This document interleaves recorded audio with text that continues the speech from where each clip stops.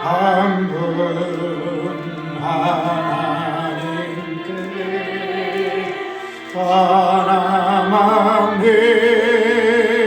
경배하라. 만국은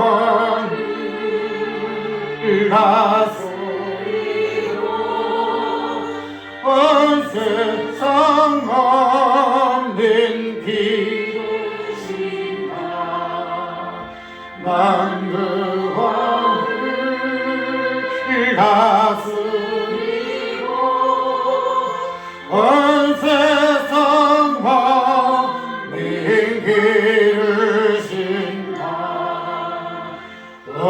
생산자 예수님께 모든 죄 회개하라. 세상만 구원하고 너희를 베푸신다. 세상 만민 구원하고 너희를 베푸신다.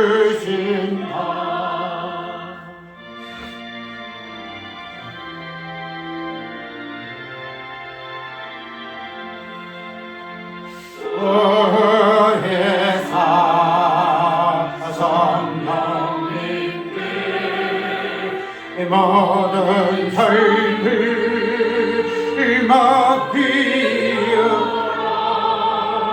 말씀으로 얻어주시고 죄악을 이길 힘주신다. 말씀으로 보시고 죄악을 이길 힘주신다.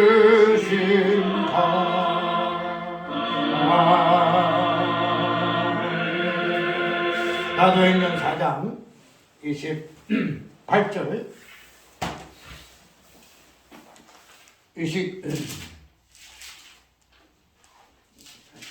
28절부터 읽습니다. 사도행전 4장 28절 하나님의 권능과 뜻대로 이루고 외정하신 그것을 행하려고 이성에 모였나이다. 죄지도 저희의 이어밤을 하감하옵시고 종들 하여금 담대히 하나님의 말씀을 전하게 주옵시며 손을 내밀어 병을 낫게 하옵시고 부족하게 있어가 거룩한 종 예수의 이름으로 이루어지게 하옵소서 하더라.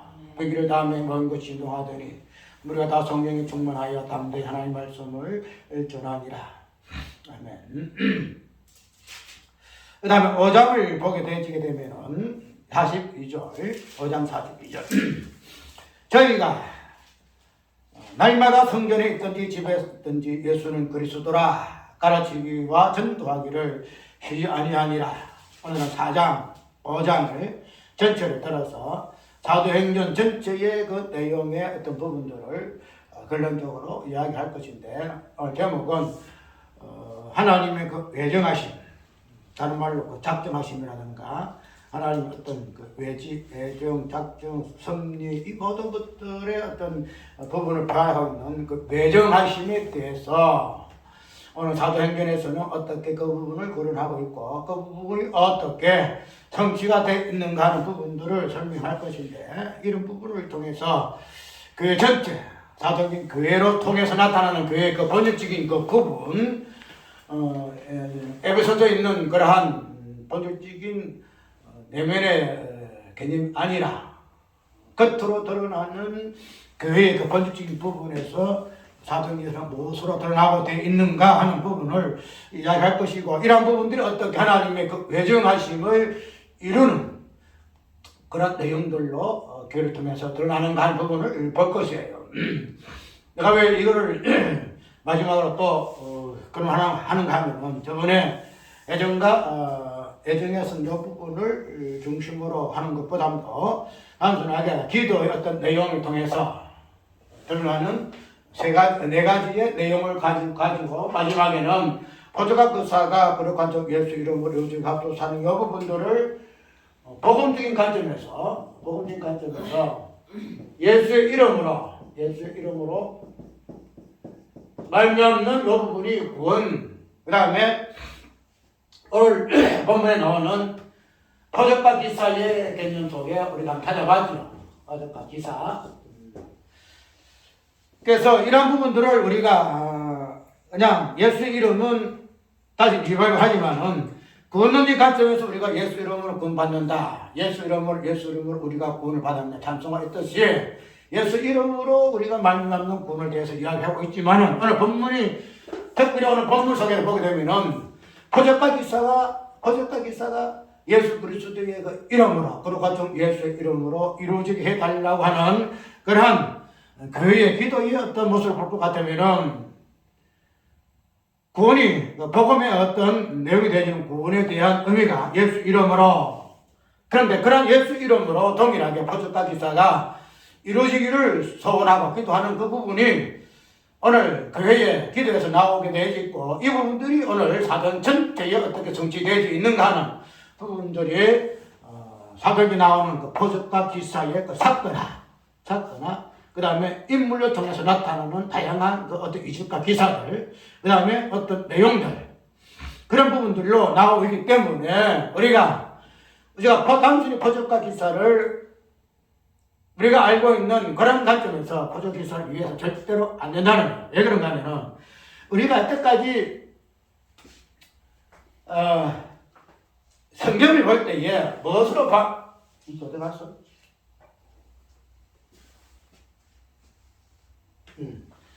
성경을 볼 때에 우리가 성경을 구원론을 보면 절대 안 돼요. 우리가 구원론을 보게 되게 되면은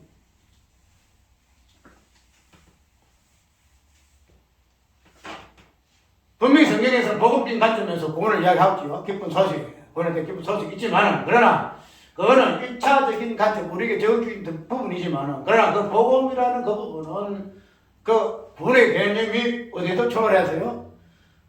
우리에게 적용되기 전에 그 부분에서 자주 인용하는 장세전 하나님과 따지부터 초월되어 있기 때문에 그런 부분을 우리가 배제하고 우리에게 나타나는 구원만 이야기하게 될 것 같으면은 결국은 뭐예요? 하나님 우리를 구원하시는 분으로 우리의 행복을 주시는 분으로만 그래서 우리가 복복하는 복만 주시는 분으로만 이렇게 오해되어 왔다니 그래서 많은 사람들이 예수님은 복 받는다 예수님은 구원 받는다 이렇게 해서 하나님이 그냥 우리에게 보통 일반 종교의 신과 같이 공덕을 쌓으면 복 주시는 분으로 그렇게 오해되어 왔는 것이 오늘 우리가 한국 교회뿐만 아니고 비세상적인 교회의 어떤 복음 내용이더란 말이죠. 그렇기 때문에 그런 부분을 우리는 이제 새롭게 성경을 위함으로 말미암아 다 한번 탈피를 해야 돼요.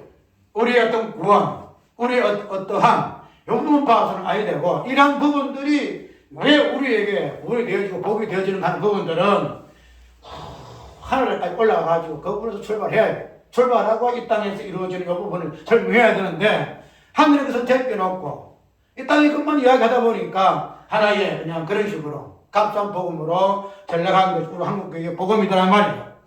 그렇기 때문에 이제는 그런 관점에서 우리가 성경을 많이 봐왔다는 거예요. 그래서 우리가 일단 포적이라는 이 부분 포적 이 부분들을 단순하게 우리 구원론적인 관점에서 이게 보게 되면은 뭐랄까요? 구원의 의미가 단순하게 우리가 생각하고 있는 구원론적인 관점에서만 이해를 하게 해보게 되면은 포도각 기사가 아무 의미가 없어요. 이게 우리 부흥과 무슨 상관이 있어요? 포도각 나타나는 요가 기사 무슨 우리의 부흥과 무슨 상관이 있냐 말이죠. 그런데 이런 부분을 좀 달리해서 우리가 포도각 기사의 그 본질적인 의미 그러니까 좀 예수 이름으로만 성취될 수밖에 없는 이 개념들을 우리가 복음적인 구원론의 관점과 연결시켜서 볼 것 같아. 되게 되면은 단순히 도저가 기사가 그냥 그걸로만 끝나는 그런 개념이 아니더라 말이에요. 그렇게 되면은 이제 이러한 부분들을 우리가 좀 옛날에 그 관습이라든가 인셉이라든가 그냥 법회적인 개념에서 좀 벗어나서 과연 성경이 그러한다는 부분을 살펴보아야 될 것으로 내가 다시 한번 좀 정리 좀 해야 되겠다 싶어서 이번에 다시 결론하게 된 거예요. 왜냐하면 이 보존과 기사에 대한 부분들이 우리가 이때까지의 개념들이 통상적인 거거든요. 통상적인 그냥 보편적이고 이때까지 내려온 거. 그 다음 인습을 할까? 그런 개념에서 보존과 기사는 그냥 옛날 초대교회 때 예수님 시대에 그때의 시대에만 이것이 있었던 그런 내용의 개념이기 때문에 지금은 그런 부분들이 우리하고는 상관이 없다. 지금 우리 구원받은 우리에게는 상관이 없다. 그런 식으로 이해를 하게 되심으로 인해서 이 보존과 기사 이 부분들이 왜 그런 부분으로 되어지는가 하면 아까 구원론적인 관점에서만 봐줬다 얘기라. 그렇게 되면은 이 구원이라는 관점을 보여지게 되어지게 되면은 아까 이야기대로 구원이라는 것은 보존과 기사는 옛날 예수님 당시 때 있는 것이고 지금 시대는 우리가 이미 구원받았는데 맞죠? 그때 시대나 지금 시대나 구원은 똑같다는 게 그런데 예수님과 초대 시대의 그 보존과 기사는 근원적인 관점이 아니고 구원을 어떤 이루기 위한 부분으로서 어떤 매체로서 그 부분을 설명하다 보니까 예수 이름으로 말미암는 그 복음적인 관점에서 구원을 연계해서 우리가 설명하지 못하는 부분이 있다 이 말이죠. 그렇게 돼서 이것이 상설되어졌다 보존과 기사가 그런 부분에서 이제는 이런 부분들이 조금 옛날에 우리가 그렇게 생각해왔고 그렇게 믿어왔고 알아왔던 이 부분들에 대해서 비원리적이다 하는 부분은 우리가 그 해야 된다 이 말이죠. 내가 이 부분을 설명할 때에 원리라는 것은 내가 그 부대본 봤죠. 원리라는 것은 우리가 이때까지 성경에서 원리는 도직신앙의 원리예요. 도신앙의 원리예요. 원리라는 것은 이치잖아요. 원이치기 때문에 도직신앙은 원이치적인 부분을 저희도 다 설명해 놨잖아요. 그래서 신론에서부터 해가지고 인간론, 재론, 구원론 쭉 말씀까지 쭉 나오는데 그 도직신앙을 이야기하고 보게 되어지게 되면은 각 조직별로, 각 부제별로 어떤 논리적으로 다 설명해 놨어요. 그런데 그런 부분들이 각 부제마다 달라요. 각 부제마다. 쉽게 말하면 신론을 이야기되면은 신론에 대한 분야만 논리를 설명하고 있거든요. 그 다음 인간론 이야기하면 인간에 대한 주제만 이야기를 해요. 그 다음에 죄를 이야기하게 되면 죄에 대한 여부만 이야기를 해요. 그래서 이러한 부분을 하다 보니까 신론은 신론대로, 인간은 인간론대로, 죄는 죄론대로, 구원은 구원론대로 다 떨어져 버려요. 그런데 성경이라는 것은 이 모든 것을 포함하고 있잖아요. 모든 걸 포함하고 있어요. 모든 걸 다 포함하고 있어. 이게 따로따로 떨어지지 않아요. 그런데 이런 부분을 우리가 어떤 논리적인 주제로 통해서 신론을, 인간론, 죄론을, 구원론, 그동 이런 이야기를 우리가 나눌 수 있지만은, 그러나 그러한 부분들을 우리가 성경 전체적인 개념 속에서 하나의 개념으로 통합적인 부분으로 우리가 한번 살펴보아야 하는데, 그것이 무엇으로 가능한가 하면은, 그것은 성경신학으로만 그게 가능해요. 조직신학은 조직을 가지고 신학한다는, 우리가 말풀이 하게 되면 조직을 가지고 신학을 하는 거예요. 그 조직신학이야. 그래서 성경신학이라는 것은 성경을 가지고 신학을 논해요. 성경을 가지고. 그래서 이 부분에서 언약이 나오고요. 성경신학은 뭐 구속사가 나오고 다양한 어떤 나오잖아요. 그 때문에 우리가 윤리를 통해서 성경을 과외한다는 이 부분들이 맞아요. 그 부분은 맞는데 과연 그 원리가 어떤 원리에 의한 원리인가 하는 부분을 보게 되면 도저히 신학이라는 어떤 각 주제에 따라 떨어져서 그 주제만 이야기하는 그런 원리가 아니고 성경신학이라는 성경적인 원리를 통해서 성경은 이 조직적인 어떤 개념 전체를 다 묶거든요. 하나 다 통합을 해요. 그런 부분을 하게 되면은 어떤 현상을 발견하는가 하면은 조직신학의 원리는 각 어떤 주제의 내용의 주제를 다룰 때에 그 주제만 드러날 수밖에 없어요. 신론하게 되면은 신론에 국한되어 있어요. 신론에. 그런데 성경의 어떤 성경신학의 원리를 보게 되면은 이 신론 속에 아까 이야기대로 언약의 개념이 들어오고요. 얘네들 구속이라는 용어 이런 부분들이 다 포함되어 있는 개념으로서 언약을 신론을 이해하고 있기 때문에 다음 전에 조직신학에서의 원리였던 그 부분의 짧은 어떤 이론보다도 성경 전체를 이야기할 수 있다는. 그래서 성경신학의 어떤 중심 주제는 뭔가면은 신론도 있고 뭐 다양한 논리가 있지만 그 중에서 기독론 뭐 예수 그리스도의 모든 것이잖아. 그 인격과 그 사역과 그 모든 것들은 기독론이잖아요. 그러면은 조직신학은 신론에서는 기독론이 없어요. 기독론 안 보여요. 꼭 신론이 아니라 삼일체 하나님 없다 하신 그 공의, 그 작정, 그 성품 뭐 이런 것들만 나와요. 인간론은 마찬가지예요. 인간론에서 기독론 안 나와요. 인간이 어떻게 하나님 어떻게 이런 식으로 해가지고 제 이야기할 때, 개론을 이야기할 때도 기독론이 안 나와요. 기독론은 뭐예요? 예수님이에요. 그래서 성경신학을 보게 되면은 신론을 하더라도 기독이 나와요. 그 예수님 나와요. 예수님. 인간할 때도 예수님 나와요. 인간론을 하더라도 그 인간의 실제적인 본질이 되는 예수님 나와요. 하나님 앞에 우리가 살아왔다, 뭐 죄도 안 먹었다, 별 이야기 다 하죠. 그런데 정확한 죄의 개념은 기독론, 예수 그리스도를 통해서 죄가 드러난다는 거야. 그런데 그러한 부분에서 우리는 성경을 봐야 한다는 거지. 조직신학의 관점에서 보게 되게 되면은 그냥 신에서는 삼위일체 하나님, 죄를 하게 되면 사람가 따먹은 그 인간의 죄, 구원은 어떻고 이런 것만 이야기하지만 그러나 우리가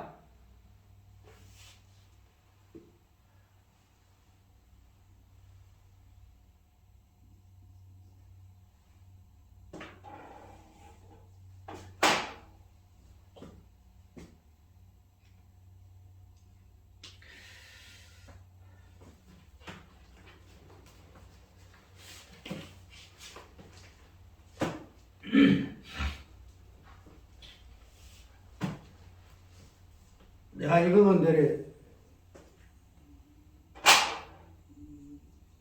이야기를 하지만은 이런 이야기들이 먹히 들어가지 아니하는 부분들이 있기 때문에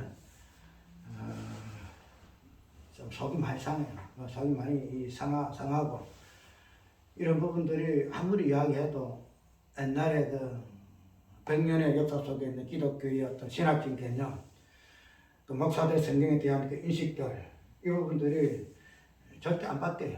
안 바뀌기 때문에 혼자서 별 이야기를 다 해봐야 소기에 경이 끼고 말 동풍이고 그런 부분들이 나를 속을 많이 좀 상하게 해. 그래서 이런 부분들이 속이 상할 때는 속에서 막 그냥 불이 올라오고 막 이런 부분들이 있어서 내가 참 좀 그런 부분 없지 않아 있는데 그런데 어쨌든 내가 이야기하는 부분은 아니고 성경이 그렇게 이야기하고 있는 부분에 있어서는 좀 그런 말을 할지라도 성경이 그러한가 진짜 그러한가 하는 부분 좀 열심히 살펴보는 관심을 가지고 와서 참 좋겠어. 그런 부분들이 한 사람도 없어. 솔직히 한 사람도 없어. 다 내가 알고 있는 그것만 가지고 고집을 하고 있고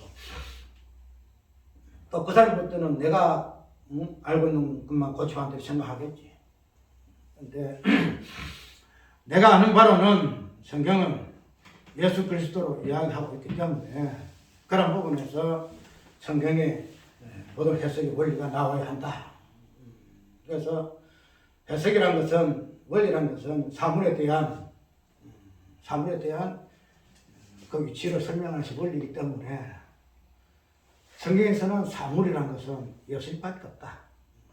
다윗도 아니고 아브라함도 아니고 뭐 베드로도 바울도 아니고 뭐 어떤 사건도 아니고 아무것도 아니다. 예수님밖에 없다. 그러면은 원리란 건 사물의 어떤 본질을 드러내는 개념인데 성경에서 사물은 예수님밖에 없다. 예수님 실존 본질되는 예수님밖에 없다. 그러면은 그 원리는 예수님을 설명하는 것이 원리의 개념일 것 같으면은 우리가 말하는 원리 속에서 예수님 나와야 될 거 아니냐. 그리고 예수님 원리 하면서도 그 원리 속에 예수님 안 나오고 웅땅이 나올 것 같으면 사람이 나올 것 같으면 그게 무슨 원리냐. 이런 논리거든요. 근데 이런 논리가 뭐 여러 가지 반박이 어떤 소적이 있다 할지라도, 그러나 우리가 어떤 기본적 입장에서 원리는 이런 모든 것들의 이 사물을 드러내는 것도 원리예요. 이라는 것도 원리예요.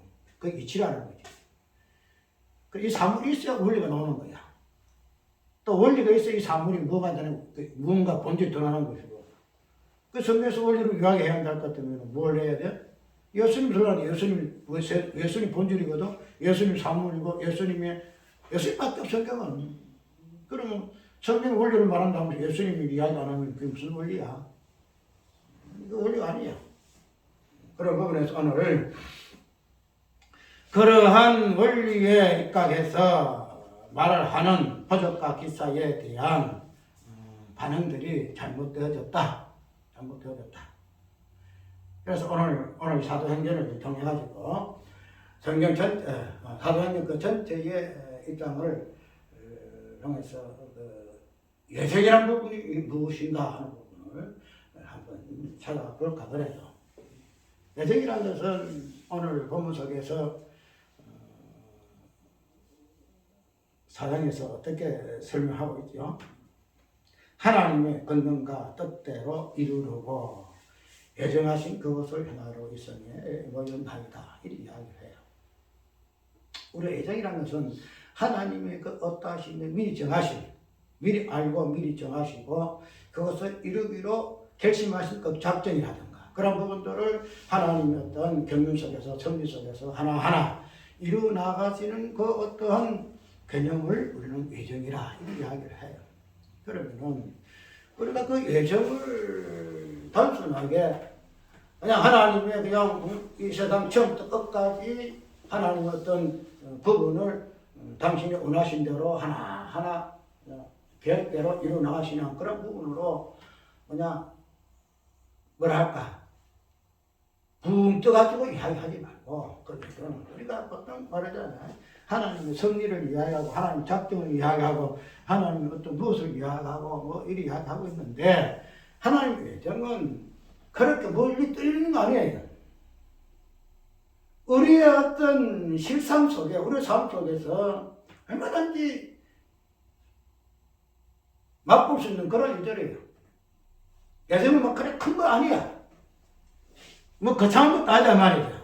그런데 우리 예정을 이야기할 때는 그런 부분으로서 예정을 가까이 보지 아니하고 그냥 하나님 원대한 계획 속에 이루어진 뭐 그거 맞아. 그런데 그런 부분들을 우리 일상 속에서 어떠한 개념 속에서 우리와 삶 속에서 이렇게 믹스되어 가지고 드러나는가 하는 부분에서 우리는 사도행전 한번 살펴볼 거예요. 그래서 오늘 본문 속에서는 하나님의 권능과 뜻대로 이루려고 예정하신 그것을 행하러 일성에 모였나이다 이렇게 이야기하고 있는데 그래서 예정이라는 것은 오늘 본문의 표현대로 하나님의 권능과 뜻이다는 거죠. 하나님의 권능과 뜻을 우리는 예정이라 이렇게 이야기를 해요. 그래서 그 예정을 이제 당신의 그 섭리하신 그 부분을 따라서 작전심 따라서 하나하나 성취를 해나가는데 이 사도행전 4장에서의 교회에서는 하나님의 예정하심을 하나님의 그 건등과 뜻을 이루는 것으로 외정은 이야기를 지금 한다는 거예요. 그렇게 되면은 오늘 본문 속에서 나오는 이 외정과 또 하나님의 건등과 뜻이 어떻게 성취가 되어지는가 하는 부분을 보게 되게 되면은 외정이라는 것은 전체적인 관점에서 모두 다 포함하고 있는데 오늘 사전에서 보게 되어지는 그 외정은 기도의 모습으로 보여진다는 거예요. 기도의 모습으로. 그래서 애정과 또 하나님 건능과 뜻을 이루고 애정하신 그것을 행하려고 이 성에 모였나이다. 지금 초대교회의 그 모습이 하나님의 그 애정하심의 모습의 그 부분을 이렇게 이야기하거든요. 아까 이야기대로 뭐 몰리는 거 아니다 말이죠.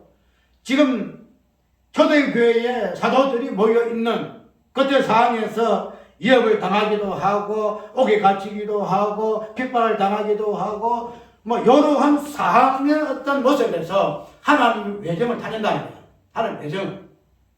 그러면은 이때까지 하나님의 외정을 우리가 멀리 그냥 툭 떨어져 가지고 이런 부분을 봐왔는데 그런 부분들을 우리가 우리의 삶 속에서 이 교회라는 본질 삶 속에서 우리가 그것을 하나하나 뭐랄까 감지할 수 있는 그러한 영적인 안목이 있어야 한다는 거예요. 그렇게 되면 이 애정을 무엇으로 이루어지고 있는가 하는 부분들이 뒤에 나오는데 보니까 기도의 내용으로 이루어지고 있다. 주여 이도 저희 예배하옵시에서 예배를 하감하는 것과 또 담대히 말씀 전하는 것과 손을 내밀어 변락하는 것과 포석과 기수가 거룩한 예수 이름으로 이루어지게 하는 이 기도의 내용을 통해서 뭐 한다? 하나님의 외정이 이루어지는 것으로 이야기를 지금 하고 있다는 거예요. 그래서 이러한 부분을 우리가 보게 되게 되면은 오늘 본문 속에서의 하나님의 그 외정, 즉 하나님의 건등과 뜻은 무엇으로 이루어지는가 하면은 이 네 가지의 상황 속에서 마지막으로 이야기하고 있는 손을 내밀어 병을 낫게 하옵시고 담대히 말씀을 전하게 하옵시며 예밤에 하나님께서 감기하시기를 원하시며 그 다음에 예수의 이름으로 포석과 기사가 이루어지게 하옵소서 하는 이 내용, 기도의 내용을 통해서 무엇이 이루어진다? 하나님의 외정은 이루어진다라고 이해를 할 수가 있다는 거예요. 자, 우리가 아까 이야기했던 구원이라는 것은 포적과 기사를 단순하게 아마 포적과 기사는 그때 상황이고 우리 어떤 구원의 복음적인 관점에서는 상관이 없어 하는 부분을 뭔가가 좀 전에 이야기했죠. 그런 부분을 포적과 기사라는 이 부분들을 그런 관점에서 보지 말고 예정이라는 이 큰 틀에서 보게 되면은 포적과 기사도 예정 가운데 있고요. 구원이라는 이 부분도 예정 가운데 있다는 거예요. 예정 가운데. 구원만 하나님이 우리를 구원하시기 위해서 예정하셨어. 그럼 선택하셨다. 에베소서 장서를 선택하셨다. 그러면서 구원을 이야기한 그 예정이다. 이야기하고. 그러면은, 오늘 본문을 보게 되면은, 이 단순한 구원의 관점에서만 그걸 보는 것이 아니고, 어떻게 봐요? 포적과 기사라는 이 개념도 무엇으로? 하나님 예정으로 본다는 거예요. 하나님 예정. 그럼 이 부분을 어떻게 같이 일치시킬 거냐? 먼저, 예를 포적과 기사와 이 구원의 이 개념이 예수 이름으로 동일하게. 포적과 기사가 예수 이름인데 또 혹시 또 다른 이름으로, 이것이 그냥 이루어진 것도 아니고, 구원도 예수 이름으로, 동일한 예수 이름 같으면 이 부분은 똑같은 개념이다. 똑같은 개념. 구원의 개념을 포적과 기사로 보면 돼요. 포적 기사로. 그래서 우리가 이 부분에서 구원은 예수 이름으로, 포적과 기사는 예수 이름을 뺐기 때문에 우리가 포적과 기사의 이 부분들을 우리의 딱한 구원을 개념으로 이해를 못하기 때문에 이거는 그냥 뚝 떨어져 나가버린다. 뚝 떨어져. 그러니까 초대교회만 있는 역사고 일이고 개념이고 그렇게 되니까란 말이죠. 근데 그런 부분들이 오늘 본문에서 나오는 예정이라는 큰 틀에서 보게 되지면은 이 예정은 뭐냐? 포적과 기사의 행위성이라는 거야. 예정 속에 포적과 기사도 있고 예정 속에 구원도 있다는 개념을 보게 되게 되면은 우리가 포적과 기사를 그냥 뭐 2000년 전의 산물로 그 시대 유물로만 여기서 우리에게 아무 의미가 없다라고 해서는 안 된다 이 말이에요. 자, 그러면 이 부분들이 우리가 기도의 내용으로 기도를 통해서 포적과 기사거든요. 우리가 제가 기도가 뭐 세 가지 네 가지 있지만은 그 마지막에 전체 보면 포적과 기사예요. 포적과 기사. 이 포적과 기소라는 기도 내용을 통해 가지고 예정이 성취가 되거든요. 오늘 본문 속에서 예정이 성취가 돼요. 그래서 그 부분들이 5장에 나오게 되면은 뭐도 나와요? 사도들이 핍박을 당하고 서로 내밀어 병을 낫게 하고 포적과 기사가 이루어지는 것으로 이야기하고 마지막 5장 마지막 40일을 보게 되면은 집에 있든지 어떻게 집에 있든지 뭐 교회 성전에 있든지 전도와 가르치기를 쉬지 아니하더라 이렇게 이야기하거든요. 이 부분의 표현이 사도행전 28장의 마지막 표현이에요. 그래서 바울이 집에 있든지 성전에 있든지 자기 집에 찾아온 자들에게 예수를 가르치기 전도를 가르치기를 쉬지 아니하더라. 그렇게 마지막에 결론이죠. 그래서 28장의 마지막 결론이 내가 4장, 5장을 사도행 전체의 내용으로 본질적인 개념으로 내가 유의한 부분이 여기 있다는 거예요. 쉬지 아니하더라. 마지막 28장에 쉬지 아니하더라. 그래서 이러한 부분이 오늘 4장 28장에 예정을 이루는 포적과 기사의 기도의 내용으로 그 부분이 4장 5장에서 사건화되어지고 내용되어지는 부분이 있기 때문에 이것이 오늘 예정 속에서의 하나님께서 당신의 그 몸된 교회의 기도를 통해서 저 포적과 기사의 기도를 통해서 어떻게 이루어지는가 하는 부분을 내가 설명하는 이유가 될 것이다 이 말이에요. 자, 우리가 좀 길어요. 오늘 또 본문이 좀 길어요. 오늘 설교 내용들이. 자, 이런 기도의 내용이 나오는데, 기도 내용 먼저 하기 전에, 자, 우리가 구원론들을 보게 되면은, 우리 구원을 매일하게 되게 되면은, 자, 포적과 기사는 어디에 초점이 맞춰져 있어요? 예수님 당시 때의 포적과 기사 뭐죠? 예수님의 그 포적과 기사라는 이 부분은 예수님의 어떤 속성 중에 어디에 기인하죠? 예수님은 인성과 신성이 있죠. 인성과 신성이 있다는 거죠. 신성. 그러면은 예수님의 그 포적과 기사라는 나사로 죽은 자 가운데 살리시기도 하고 뭐 속에 눈을 뜨게 하시고 걸림 안전에 고치시기도 하시고 뭐 다양한 포적과 기사가 나타나죠. 능이 나타나죠. 그러면 이 포적과 기사는 어디에 포함된 거예요? 인성이요, 신성이요? 예수님 신성이잖아요. 예수님이죠. 그럼 우리가 우리가 전체를 통해 예수님 어떤 인격 그런 부분도 바로 우리의 구원에 매쳐된단 말이에요. 그러면은 이런 예수님의 신성에 나타남 인성에 나타나면 십자가 죽으심이거든요. 인성에 나타나면 왜?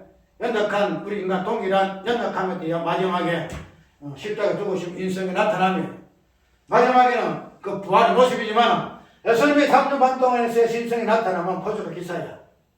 그렇게 되면 자 우리가 예수님의 모든 것 중에서 포적과 기사를 빼는 신성을 뺐다. 예수님 신성 뺐다. 그러면은 인성만 했다. 인성만 가지고 어떻게 예수님 구속이 완성될 수 있냐는 말이에요. 응? 안 그래요? 마지막에는 신성이 되기는 부활이라는 개념도 있어야 되는데 그 부활의 신성의 마지막 때는 그 신성이 없어지고 포적 기사가 없을 것 같으면 예수님 인성을 쓸 것 같으면 우리가 똑같아요. 뭐 죽는 것도 끝나. 뭐 부활도 없고 뭐도 아무것도 없어요. 그래서 오늘 방송을 보게 되면은 하나님의 뜻과 즉 하나님의 권능과 권능의 말하죠. 권능과 뜻을 이루려고 애정하신 그것을 이루어 우리가 모였나이다. 하나님의 뜻이라는 요 뜻, 십자가 부활하는 이 부분을 하나님의 권능이 받쳐줘야만이 왜요? 하나님의 뜻 성취가 돼요. 하나님의 권능이 없으면 하나님의 뜻 이룰 수가 없어. 그 부분에서 우리가 신성적인 이 개념을 예수님의 어떤 기독론적인 관점에서도 이 포적과 기사의 그 부분을 이루는 하나 예수님의 그 신성의 이 모습이 알 수가 없다는, 구속사에 알 수가 없다는 거예요. 그러면은 우리의 마지막의 모습이 무슨 모습이에요? 예수 그리스도 모습, 예수 그리스도 모습. 뭐 우리 다 설명 안 해도 알잖아. 우리의 모습, 우리의 모습, 우리 몸도, 우리의 죽을 몸도 마지막 변화에 예수 그리스도 몸으로 그런 식으로 변화되는 것이 우리의 모습이에요. 그러면은 마지막에 이러한 예수 그리스도의 모습으로 변화되는 부분에서 보게 되면은 그 모든 것의 어떤 기준은 예수님의 인성과 신성이에요. 인성과 신성이에요. 예수님은 인성과 신성을 이야기하고 구주의 어떤 본질로서 이 부분을 이야기하면서도 오늘 우리가 신성, 즉 포적과 기사가 신성의 개념이거든요. 그럼 왜 이거 빼냐 이 말이야. 이거 와 우리 군이 이거 빼냐 이 말이야. 그 예수님한테는 인성과 신성이 있어야 되고 그러니까 뭐 예수님이니까 그런 가능하다. 그런데 우리는 예수님과 다르니까 포적과 기사 빼야 된다? 말이 되네, 말이. 우리가 알잖아요. 베드로 보면은 이런 어떤 드러나는 그 부분보다도 우리는 신의 성품을 찬양한다. 신의 성품. 신의 성품이라는 것은 안에 개념이잖아. 인격적 부분이잖아. 그럼 인격이 그런 신의 성품이 나타나는 부분도 포적 기사 신성이 있어요. 이것을 왜 우리가 그런 식으로 왜 했냐 이 말이지. 그런 식으로. 그래서 이건 아니다. 이거는 누가 뭐를 하더라도 나는 아니다. 이건 아니다. 포적과 기사는 하나님의 그 예정하심이고 그런 부분들이 우리가 예수님의 어떤 모습을 봐도 그러하고 그 다음에 그런 예정을 이루기 위해서 초대교회가 기도하는 모습에서의 포적과 기사를 언론했으니 이런 부분에서 하나님의 어떤 포적과 기사는 구원을 전체적인 이 땅에서의 예정 속에서의 개념 속에 포함되는 부분으로 우리가 이때까지 예수님은 구원만 이래가 이때까지 생각했던 구원론만 생각이 아니가 요것을 집어넣어라. 요걸 집어넣어라. 포적과 기사를 구원의 관점으로 집어넣어라. 포적과 기사가 구원이다. 그것이 오늘 우리의 구원을 정확히 보는 개념. 왜? 인성 우리가 이미 가 있잖아요. 우리 인성은 뭐 하나님 우리에게 주나 안 주나 우리는 이미 인성을 갖고 태어나서 그런데 그런 인성을 가지고 있는 우리가 구원을 받았다면서도 신성이 없으면 어떻게 우리가 구원받는 말이야. 똑같아. 그냥 뭐 포적과 기사가 없으면 예수 안 믿고 우리가 그냥 예수 안 믿으면 똑같아. 구원하고 상관없어요. 그래서 구원이라는 요 개념이 참 예수님 어떠 하심에서의 왜냐하면 예수 십자가 죽으시고 부활했다는 요 관점에서만 우리 구원을 행하기 때문에 그 예수님의 어떤 실존을 통해서 구원의 개념을 하나하나 신학적으로 이해 못했기 때문에 이 모양이다 말이죠. 그냥 예수 믿고 구원받으시고 복받으시고 이것만 생각했지 이런 깊이가 없다는 거야. 그게 없기 때문에 그냥 예수 이름 구원 이야기하고 있다는 거야. 그래서 포적을 이야기하면 저 사이비니 2단, 3단이 이런 소리 한다는 말이지. 정리할 거야 그래. 내 저번에 말했죠. 포적 기사가 잘못된 거 많지요.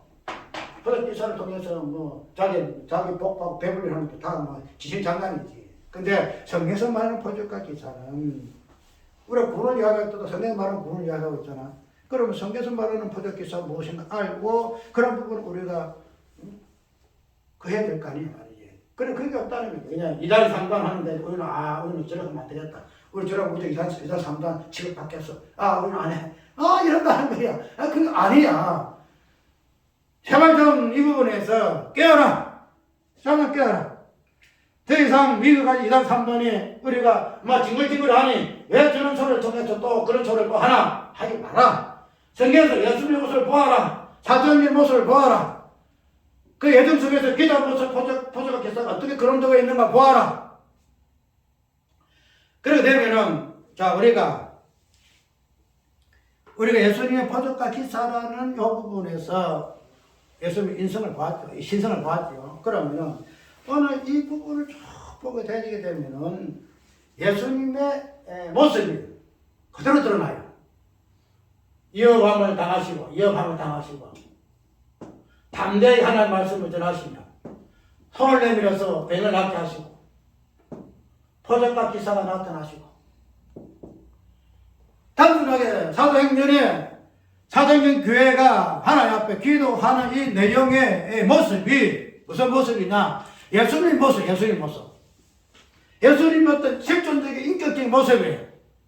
그것을 기도라는 개념으로 이렇게 한다, 이렇게 하고 있지만은, 이러한 모습이 예수님의 모습이다, 이 말이죠. 그래, 우리가 기도를 이야기할 때에 어떤 하나님 앞에 무릎 꿇고 하나님 바라보고 기도한 이것은 아니다, 이 말이에요. 기도를 너무 그냥 상냥하게 그냥 일상적으로 우리가 뭐 손모아가지고, 하나님 앞에 우리의 무엇을 이렇게 기도하는 그런 관점에서 기도를 하지 말아요. 이것이 기도, 이것이 기도야. 위험함에 인해서 하나님의 돌아보세요. 우리의 위협과 눈동자로 우리에게 향하게 해주시옵소서. 우리가 담대한 하나님의 말씀을 전하게 해주세요. 손을 내밀어서 병을 낫게 하세요. 포도가 기사가 일어나게 하세요. 이것이 초대교회의 기도의 내용이고, 이 모습이 3년 동안 공생하신 예수님의 모습이더라. 예수님 모습이다. 그래서 우리가 기도를 이때까지 모든 개념을 다 바꿔요. 모든 개념을. 너는 전신을 재해석한다 하잖아. 저도 재해석. 7년에서부터 말씀까지 재해석. 방대한 사역이지만은, 이런 설교 하나하나를 통해서도 띄엄띄엄 하나 지적한다는 거예요. 기도를 우리가 이게 기도야. 이게 기도. 이것이 예수님의 모습이야. 그렇게 되면 우리는 이러한 부분에서 하나님의 그 애정하신 그 뜻이 어떻게 당신의 몸된 교회의 기도, 특별히 예수님의 기도하신 사역하시는 모습 속에서 하나님의 뜻이 권능으로 어떻게 이루어졌는가 하는 부분들은 우리가 익히 안다는 부분이죠. 여러분, 우리가 이 부분에서 이제 오늘 마지막 정리해요. 그래서 여기에서는 유무상통이 나오고, 그 다음에 핏줄함이 나오게 되어지고, 이 부분에서 어떻게 또 뭐가 나요? 여기에서 베드로의 나는 그 베드로 그 고백이 어디 몇 장이 나오는 모르겠네. 나오는데, 나는 품성에 처할 줄도 알았고 비천에 처할 줄도 알았다. 그래서 나는 비천에 처하든지 풍부에 처하든지 나는 자족하기를 배웠다. 자족 개념. 요가 다 다룰 거예요. 여기에서 전능 하나님의 뜻의 개념이 무엇인가? 요겁니다. 요것 좀 다룰 거예요. 그럼 이런 부분을 1차적으로 기도 개념을 봅시다. 우리가 이 사도행전 나오는 이러한 기도 내용들이 예수님 모습이고, 그 사람들이 마지막에 제사장의 기도가 되어지는 뭐예요? 요한복음 10장에, 요한복음 17장에 나오잖아요. 17장에 제사장 기도가 나오잖아요. 우리가 이 제사장의 기도를 이야기할 때에 단순하게 그냥 예수님께서 이런 중보 어떤 요 부분을 가지고 제사장 기도를 이야기하는데, 이 기도의 요 개념 자체가 요한복음 10장에는 제사장의 기도라는 말을 많이 쓰는데, 제사장 기도 이 두 개가 따로 떨어지지 않아요. 제사장이 기도예요. 기도가 제사장이야. 제사장이 기도. 그래서 이 두 개를 합해서 제사장이라 이래 제사장 기도를 이래 이야기해요. 그 때문에 기도의 개념 속에 제사장 개념을 봐야 하고 제사장 속에 기도의 개념을 봐야 하는데, 이 부분 아까 예수님의 3년 반 동안 예수님 모습 속에서 이 부분이 보여진다 하는 거죠. 제사장은 뭐예요? 제사장은 제물이다. 제사장은 제물. 구약의 제사장은 송아지를 제물로 삼았지만은 신약의 제사장은 여슬가심이야. 열가심 제물이야. 그 다음에 이런 부분에서 우리가 예수님의 기도를 위할 것이고, 그런 부분에서 하나님 앞에 제물이 바쳐진 부분에서, 바쳐진 부분이 교회적인 부분에서 어떻게 연결되는가 이야기를 했죠. 바쳐진 부분에서 교회는 바쳐진 부분이다. 바쳐진 부분이다. 제사장 자체가 제물을 드림으로 인해서 그 자체가 하나님께 바쳐진 부분으로 이렇게 이야기하고 있다는 거예요. 그런데 이 바쳐짐으로 인해서 결론은 뭐예요? 하나님 앞에 바쳐졌기 때문에 결론은 하나님과 뭐랄까 하나님이 뚝 떨어졌다가 예수 이 땅에서 당신을 하나님께 다 바쳤거든요. 바쳤기 때문에 이 부분은 우리가 뭐로 이야기해요? 이 땅에 있을 때에 당신이 땅에 계시다가 40일 후에 성천하셔서 하나님 나라 올라가셨거든요. 그래서 그 보좌 우편에 옆에 탁 앉아 계시는 거야. 이 제사장의 이 제물하는 그 의미가 그거예요. 내가 하나님 앞에 제사장이 되어서 구약시대는 제사장이 제물을 대신해서 이스라엘 백성들을 하나님께 바쳤거든요.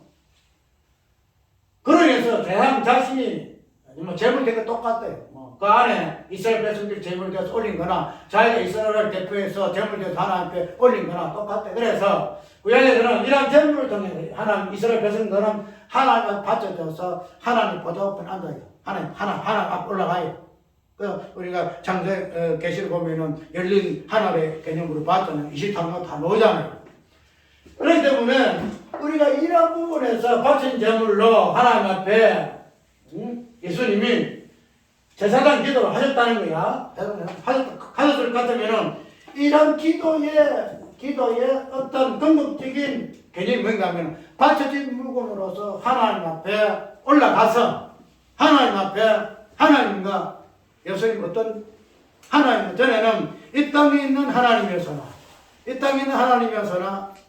마지막에는 하나님으로 올라간 하나님으로 일체된 하나님으로 그런 부분으로 바쳐진 부분으로 우리가 이해하는 것이 요한복음 10장 기도인데 그 기도의 그 요체가 뭔가 하면 하나 되게 하옵소서. 하나 되게 아버지와 내가 하나 된 것 같이 저들도 나와 하나 되게 하옵소서. 그래야만 이 세상이 내가 아버지 끌어온 것을 알 것이니 하나 되게 세상 기도의 요체가 이거 하나 되게요.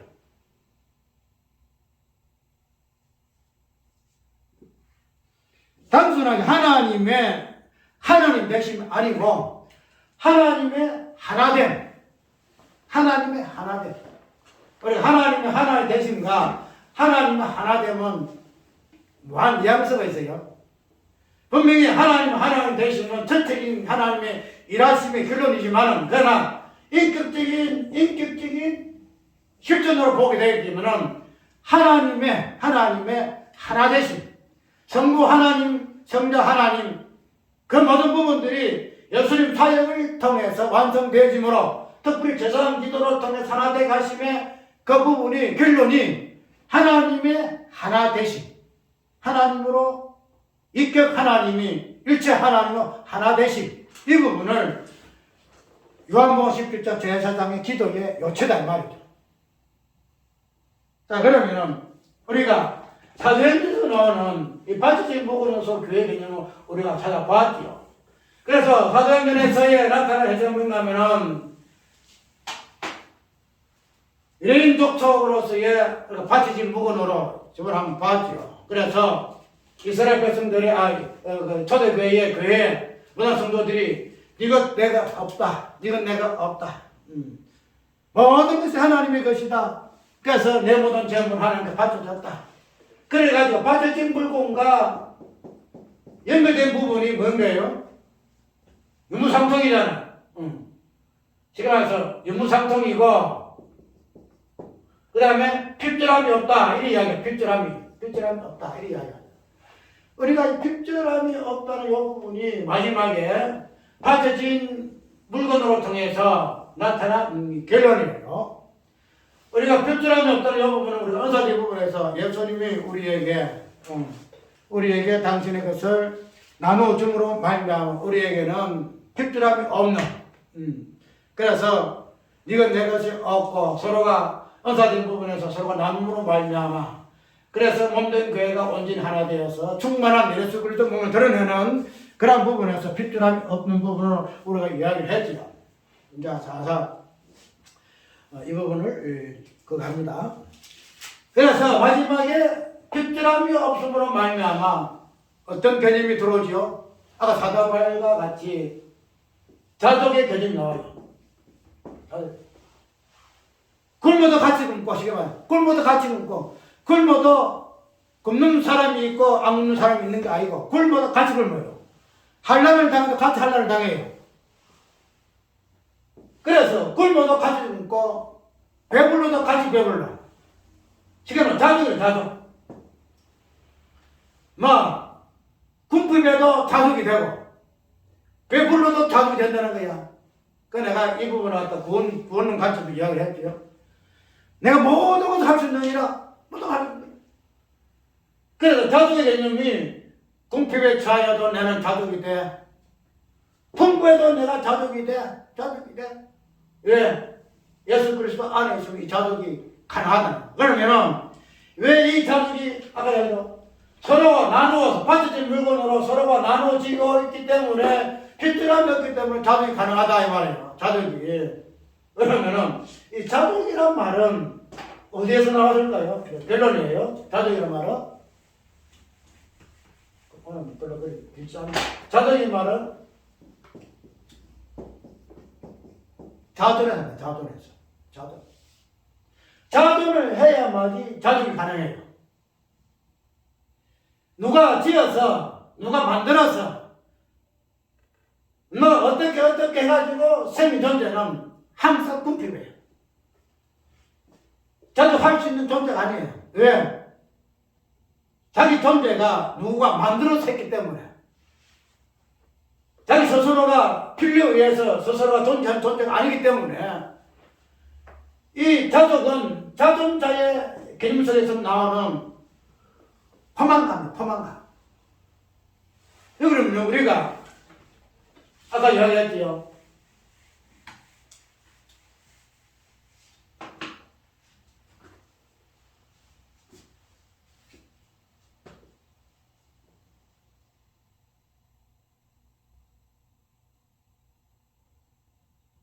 아까 이야기한 부분이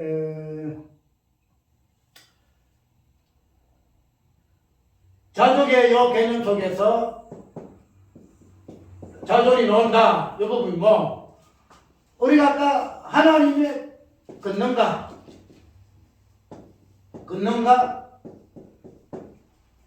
뜻이라고 이야기했죠. 하나님의 걷는가 뜻. 우리가 예정을 하나님의 걷는가 뜻을 하나님의 예정이라 이렇게 이해를 한다는 거죠. 그러면은 이 하나님의 예정의 어떤 걷는가 뜻이 오늘 사도교회에서는 어떤 모습으로 성취가 되었죠? 어떤 모습 성취? 그러면은 하나님의 자족하심과 하나님의 자족의 개념으로 입고를 한다는 거야. 연결된다는 거야. 그러면 우리가 보통 하나님의 뜻이다 이야기하는데 그 뜻을 가운데서 우리 구원을 많이 논하잖아요. 구원을 논하죠. 내가 우리 구원을 우리 인간의 입장에서만 구원을 이야기하지 마라. 하나님의 뜻은 우리 구원이 맞아요. 우리 구원이 맞아요. 그런데 이 하나님의 성경적인 그 뜻은 뭐예요? 하나님의 자존이에요. 하나님의 자존.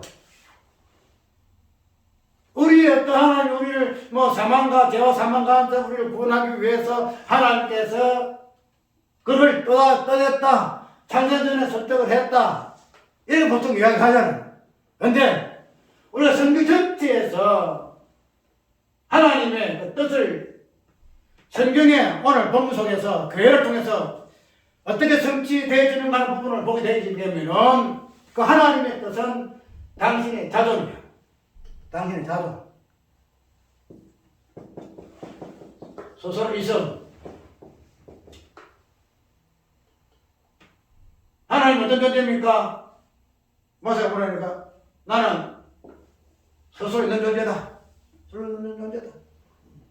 여기에서 그냥 다 나오는 거야. 거기서 그냥 구원도 나오고 뭐도 다 나오는 게 다 나오는 거야. 그래 우리 구원을 생각할 때에 나 저 사방에서 우리를 구원해서 우리가 이렇게 되졌다 이런 거 보지 말고 우리의 구원은 근원적으로 예수 그리스도의 사역과 그 몸된 사역의 완성을 말미암아 우리 하나님 어떤 하나님으로 계시되어지는가. 자족할 수밖에 없는 자존자, 스스로 있는 하나님. 이것이 우리 구원의 모습이다. 우리 구원의 모습. 이렇게 되어져야 하나님 이렇게 당신이 계시되어지고 알려져야 믿어져야 거기서 우리가 그리에 목말하는 복이 주어진다는 거야. 주어진다는 거야. 오늘 우리 사도행전 전체 개념 속에서 예전 그 다음에 그런 모습이 사도행전 교회의 기도, 예수님의 살아행전의 그 기도 모습, 그 사역 모습, 그런 모습에서 허접과 비사가 어떻게 기본으로 깔려서서 이 부분을 이루어졌는가. 나름대로 허접과 비사가 없이는 예수님 사역 자체도 이루어질 수 없고 그 인성과 신성이 온전히 통합되어지고 하나 되므로 말미암아 구원이 이루어지는 부분이 우리의 모습일 같으면은 이런 부분들이 교회에서의 기도의 개념으로 나타나고 성취로서 교회의 본질적인 부분이 자족하는 개념으로 나오줌으로 말미암아 그 자족의 개념은 우리의 어떤 자족거리가 내가 자족한다는 그 개념은 자기 어떠부터 하는 것이 아니에요. 하나님은 어떻게 자기를 위했기 때문에 하나님의 자존하심 통해서만이 자존이 오기 때문에 자기는 나는 모든 것을 할 수 있느니라. 모든 것을 할 수 있느니라. 이런 개념으로 고백하는 부분을 볼 수 있다는 거죠. 그래서 이제 우리 오늘 포적과 기사는 옛날의 유물이 아니다. 옛날의 고전의 유물이 아니고 실제로 우리 속에 예정을 이루는 예정이라는 것은 옛날 유물이 아니잖아. 옛날 초대교회 때만 있는 예정 끝나는 거 아니잖아. 우리 예수님 오실 때까지 예정이 있는 거야. 예정은 큰 예수님 오실 때까지. 우리 하나님 나라에 올라갈 때까지 예정이 있는 거야. 그런 가운데서 예정에서 포적하기서는 기본으로 이루어지는데 왜? 우리가 구원을 마지막에 영화롭고 우리 구원을 이룰 것이고 몸의 구원도 이룰 것이라고 그렇게 하시라면서 왜 포적과 기사를 이해 못하냐 말이야. 이 포적과 기사가 구원의 본질적인 부분이고 그래서 우리 겉으로 드러나는 모습이다.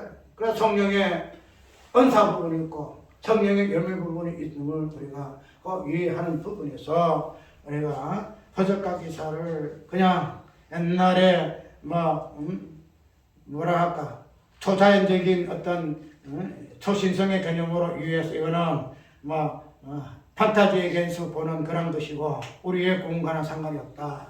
그렇지 않고 구원의 개념이 포적기사 잘못되어져 가지고 이렇게 나타날 것 같으면 이걸 성경적으로 바로 잡았어요.